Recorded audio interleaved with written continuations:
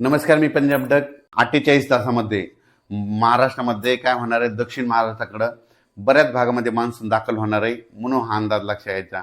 राज्यातल्या सर्व शेतकऱ्याला सांगू इच्छितो की मी नेपाळमध्ये होतो त्या ठिकाणाहून देखील मी एक अंदाज सांगितला होता की 7 जून ते 14 जूनच्या दरम्यान मान्सूनचा पाऊस येणार आहे आणि शेतकऱ्याच्या पेरण्या होतील आणि लागवडी देखील होतील म्हणून हे अंदाज दिला होता.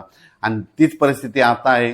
7 जून पासून ते 14 जून पर्यंत राज्यात दररोज महाराष्ट्रामध्ये दररोज वेगवेगळ्या भागामध्ये मान्सून दाखल होईल आणि जिथं जिथं ज्यांची ओल भरपूर जाईल, एकीत ओल जाईल, त्यांची माता पेरणी सुरू होईल.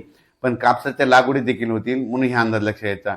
म्हणजे 7 जून पासून काय होणार आहे, सातारा, सांगली, सोलापूर, कोल्हापूर, पुणे, अहिल्यानगर, लातूर जिल्हा, बीड जिल्हा, धाराशिव जिल्हा, जालना जिल्हा, परभणी जिल्हा ह्यामध्ये काय होईल, 48 तासामध्ये तिथं मध्ये मान्सून दाखल होईल. म्हणजे 7 जूनच्या दरम्यान तिथून ते मान्सून काय होईल, थोडं पुन्हा आणखीन पुढं सरकत. मग 8ला तो आणखीन पुढं सरकत काय होईल, परभणी जिल्हा, नांदेड जिल्हा, हिंगोली जिल्हा, यवतमाळ जिल्हा, वाशिम जिल्हा, जालना जिल्हा, संभाजीनगरपर्यंत मदाल मारेल. मग तिथून काय होईल, परत ते पुढं काय होईल, वर्धा, नागपूर, भंडारा, गोंदिया, चंद्रपूर, यवतमाळ, अमरावती, वाशिम, हिंगोली, अकोला, बुलढाणा तिथपर्यंत जाईल. म्हणजे ह्या पट्टा काय होईल, ह्या संपूर्ण असा म्हणजे काय होईल, दररोज पुढं सरकत ते मान्सून कव्हर होईल. मग असं करत करत काय होईल, 14 तारखेपर्यंत मात्र संपूर्ण महाराष्ट्र व्यापून टाकेल. आणि त्याच्यानंतर उत्तर महाराष्ट्राकडे काय होईल, 13 तारखेच्या नंतर मग उत्तर महाराष्ट्राकडे मग ते असा पाऊस तिकडे उत्तर महाराष्ट्राकडे जाईल. आणि तिकडे देखील पाऊस पडल्याच्या नंतर जमिनीमध्ये ईदभर ओल गेले तर त्यांच्या देखील पेरण्या तिकडं सुरू होतील.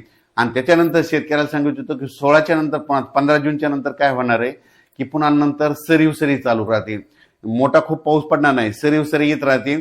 म्हणजे अशा पाऊस जसं मान्सून आल्याच्या नंतर जशा सरी येतात 10 मिनिटाच्या, 20 मिनिटाच्या, 22 मिनिटाच्या अशा सरी येत राहतील. आणि ते देखील 15 ते 20च्या दरम्यान ते पाऊस येईल. पण 20 जून ते 30 जूनच्या दरम्यान परत राज्यामध्ये ज्यांची पेरणी शिल्लक राहिली, कोणी त्या पेरणीमधून वंचित राहिली, मग 20 जून ते 30 जून मध्ये एक पाऊस येईल.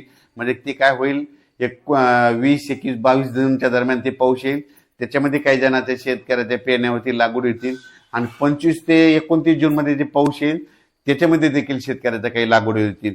आणि त्याच्यातून जर काही शेतकरी उरले तर 10 जुलै ते 15 जुलैमध्ये एक पाऊस येणार आहे. 10 जुलै ते 15 जुलैमध्ये दरवर्षी महाराष्ट्रात पाऊस पडतो आणि त्याच्यामध्ये राहिलेल्या ज्यांच्याकडे वापसा नसली त्यांच्या पेरण्या होतील म्हणून हे अंदाज लक्षात यायचा. शेतकऱ्याला सांगू इच्छितो, तुम्ही काय करा, काल देखील आमच्या गावाला खूप पाऊस पडला. आमच्या परभणी जिल्ह्यात झाला, बीड जिल्ह्यात सगळीकडे जवळपास अहिल्यानगर बऱ्याच भागामध्ये पाऊस पडला. आम्हाला आतापर्यंत 2 पाऊस झाले, पण आमच्या गावची ओल आतापर्यंत फक्त 6 बोट गेली. पण आम्ही आता पेरणी आता सध्या करणार नाही. ज्या दिवशी आम्ही समजा ईदभर ओल जाईल त्यावेळी मी देखील स्वतः निर्णय घेतो आणि मी देखील पोरतो आणि मी तुम्हाला त्याच्या व्हिडिओमध्ये दाखवणारच आहे. पण महाराष्ट्रातल्या शेतकऱ्याला सांगू इच्छितो, पेरणी करताना निर्णय स्वतः घ्यायचा, जमिनीची ओल तपासायची. जर ओल भरपूर गेली तर पेरणीचा निर्णय स्वतः घ्यायचा. धन्यवाद.